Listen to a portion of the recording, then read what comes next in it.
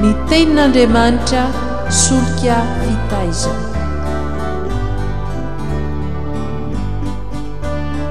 Fandaharana atolotry ny radio teny fiainana miaraka amin'ny fikambanana hira sy filazantsara.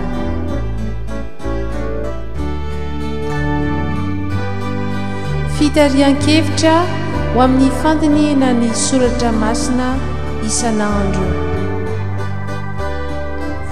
Fa tsy menatra ny filazantsara ao fa herin'Andriamanitra ho famonjena izay rehetra mino izany. Ny tenin'Andriamanitra solika fitaiza.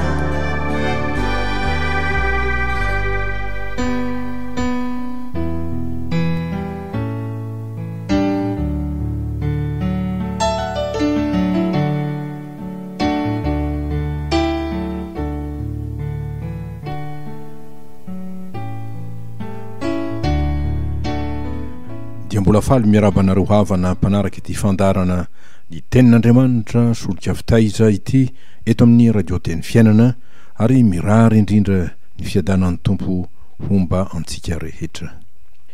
Amboantsika izao dindinika momba ny fandiniana ny tenin'Andriamanitra izao dia tsara raha tsy hahivintsika ny loha FDB izay nomena hombanjinitsika mandritra ity herinandro ity dia ny hoe amin'ny anaran'ny tompo fantaro Andriamanitrao. Fantaro Andriamanitrao dia Andriamanitra izay inonao sy ivavahanao.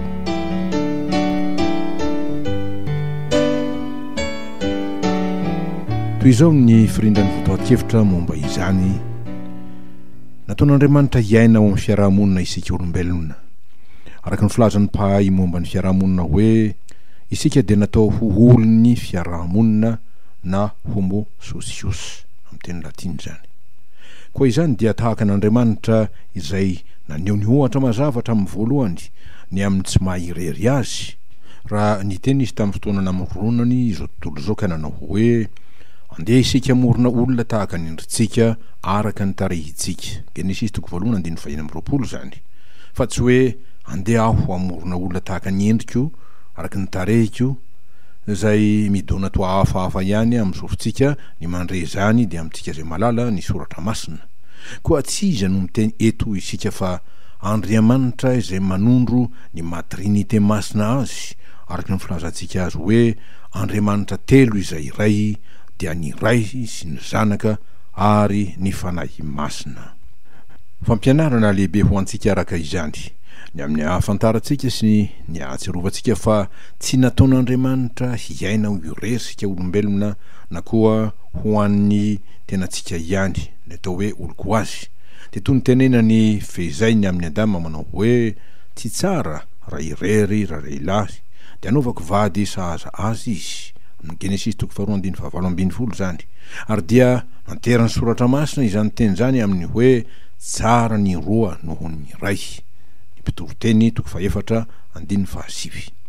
Ary dia avy amin'izany no ilantsika ary tokony ikatsahantsika ny fiarahamonina izay tonga lafatra sy azo antoka indrindra ho amin'ny maha olona antsika.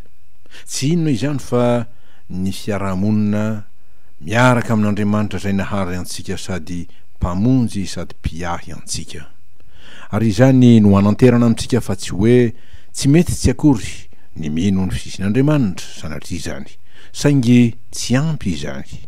Fa ny tena ilaintsika mantsy ary takian'Andriamanitra amintsika raha teo koa dia ny ananantsika firaisana aminy. Ary amin'ny alalan'izany dia ny fifandraisana akaiky sy maripototra aminy.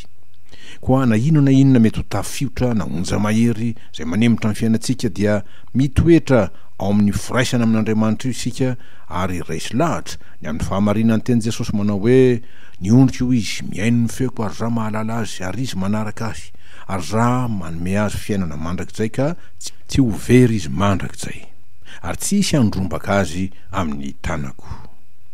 Ary dia anterina zany teny zany amin'ny hoe ny raiko izay nanome ahy dia lehibe noho izy rehetra ary tsy misy mahay mandrombaka amin'ny tanany ray, izaho sy ny ray dia iray ihany. Pirazantsara an'izao na 10:7-7 ireo tenin' Jesosy ireo. Zany dia mba ilazana fa ny firaisantsika tsirairay isam-batan'olona amin'Andriamanitra no zava-dehibe indrindra sady fototra izay tokony fantohana sy koloina tsy mitsahatra. Ary dia hamarin'ny teny Jesosy indrindra zany manao hoe izaho no voaloboka ho izy, ianareo no sampany, izay miray amiko ary izaho aminy dia mamoa be izy, fa raha misaraka amiko kosa ianareo dia tsy mahay manao na inona araka ny filazany tsara nosoratan'i Jaona 5:20 ny andininy 5.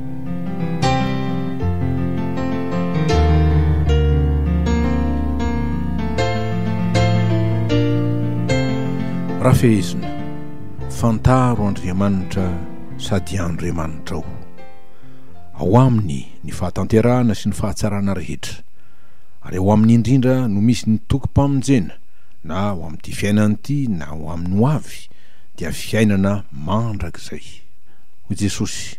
Ary zao ny fiainana mandrakizay dia ny mahafantatra anao izay Andriamanitra tokana sady marina sy Jesosy Kristy izay efa nirahinao.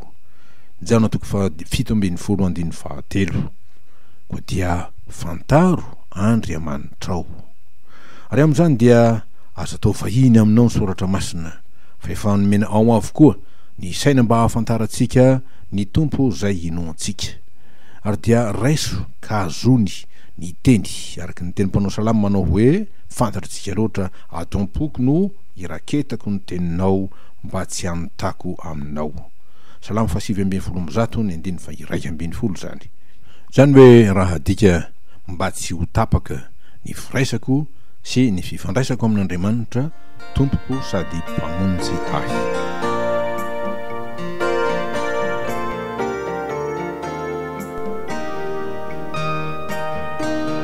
Miainga avy amin'izany fototra lehibe ny firaisana amin'Andriamanitra zany, izay orena ny finoantsika sy ny fahalavorany fiainam-panahitsika dia omeny tompo atsika amin'ity andro ity. Ny loha hevitra manokana manao hoe fantaro Andriamanitra miahy ny olony, fantaro Andriamanitra miahy ny olony, dia araka ny teny Jesosy manao hoe fa Andriamanitra tsy hany miarary ny olom-bo afidiny va izay mitaraina amin'ny andro aman'alina. Likotoko 7:20 ny 7:7. Teny nataon'i Jesosy ny amin'ilay vehivavy mpitondra tena naherina nangataka izany. Ny vaky teny voalohany araka izany dia ny boky Salamo 7:20 ny 1:9 teny vavolombelona izay nataon'i Davida ny namonjen'Andriamanitra azy tamin'ny fahatereny no ny fahavalony izay niremby azy fatratra hahafaty azy dia Isaoly mpanjaka zany.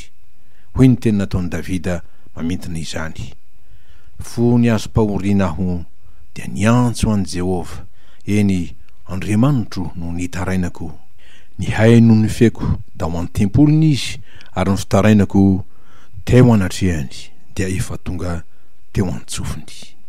Ny vaky teny faharoa Likotoko 7:20 fanoharana izay nataon'i Jesosy ny amin'ilay vehivavy mpitondra tena naherina nangatany ka nahazo rariny.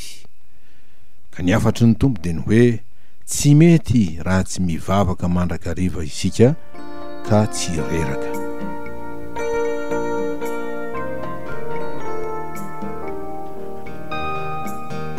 Araka izany ary raha raisitsika amin'ny akapobean'ny fiainantsika olombelona zay voalaza, ny tany dia tsy ilaozam-pahoriana fa izay manam-pinoana kosa no voavonjy.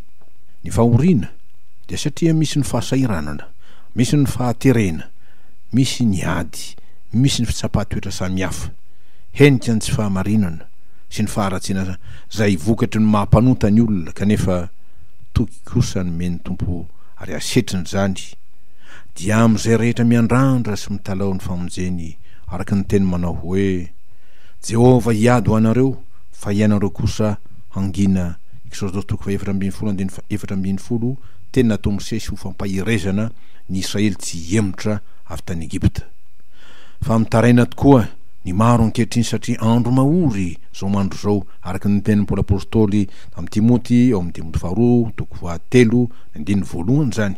Kanefa na dia mahory azy zany dia tsy tapidalaka le tsy akory na avelan'Andriamanitra angahy izy izay miandry azy sy matoky azy, fa iteny izy tahaka ny mpanao salamy hanao hoe tao amin'ny lalina no nentsoko anao Jehova ho. Ary rehefa nanafaka azy ny tompo dia mizary izy manao hoe manantenany Jehova ry Israely fa eo amin'ny Jehova no misy famondram-po sy fanavotana be. Salamo 7:7 zany. Fa ny tompo miaino sy mamalo ny vavaka tao aminy, fa ny tanan'i Jehova tsy fohy fa mahavonjy, ary ny sofiny tsy lalo dalovana fa mahare. Isaia 7:2 zany. Ny fanontaniana izay apetraky ny tompo amintsika eto dia ny hoe raha avy ny zanak'olona mo ahita finoana ety ambonin'ny tany va izy. Ao amin'ny 9 amin'ny liko 9:20.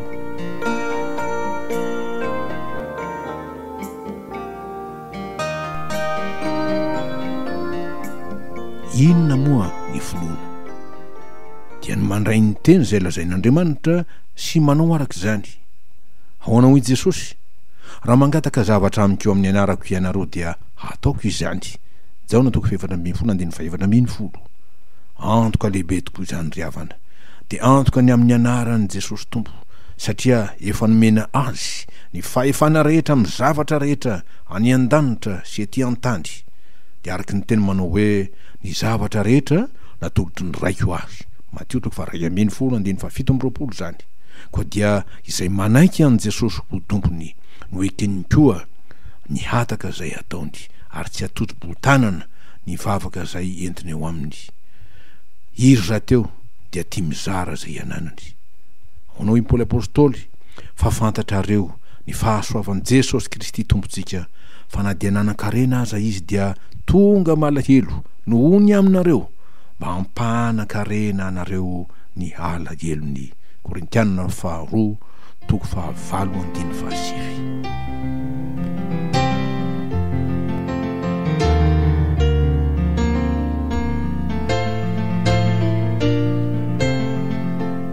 Andeha ho fesitsika ny votoatin-dresaka tamin'ity andro ity, mikasika ny amin'ny hoe fantaro Andriamanitra izay miahy ny olony. Dia milaza ny f'Andriamanitra dia miaino ary mpiaino ny vavaka ataontsika ary mpamaly ny hataka izay atao aminy. Eny, miahy anao izy ary vonina ny iahy anao mandrakariva. Dia isahirana izany, fa izy dia manaiky ny iray antoka amin'ny olony tokoa. Ary dia izay koa no hevitry ny teny Jesosy amin'izay rehetra manaraka azy manao hoe indro zao izy momba anareo mandrakariva ambara-pahatonga ny fahataperany izao tontolo izao. Mateo 5:20 zany. Ho anao ry havako izay difitry ny fahoriana ary tojo ny antsarotra sady tsy ombo tratra, tianao va ny tompo ombanao sy hamaly ny vavaka anao? Mihavana ary amin'Andriamanitra, ary havaozy ny firaisanao amin'i Jesosy, ny fanoloranao tena ho azy, fa vony izy iray antoka aminao, satria mpamonjy matoky sy marina ny tompo. Araky ny Apokalipsy 7:20. Zany hoe tsy mivadika na mandiso fanantenana. Raiso ny teniny anakatoavy izay lazainy, fa toky sy antoka lehibe no omenantsika manao hoe raha miray amiko ianareo ka mitoetra ao anatinareo ny teniko dia angatao izay tianareo na inona fa ho tonga aminareo izany. Jaona 5:7. Izay ny finoana izay tadiaviny, koa dia matoky fa tsy izy tsy ho tanteraka ny teny rehetra ataon'Andriamanitra. Ho voninahitran'Andriamanitra irery ihany ao amin'ny anaran'i Jesosy Kristy, tompo sady mpamonjitsika. Amen.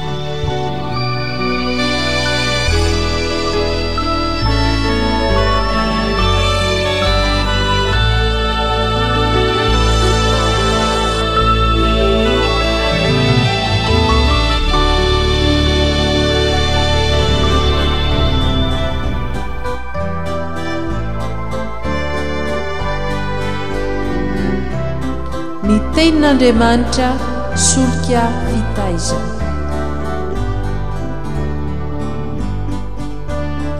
Fandaharana atolotry ny radio teny fiainana miaraka amin'ny fikambanana hira sy filazantsara.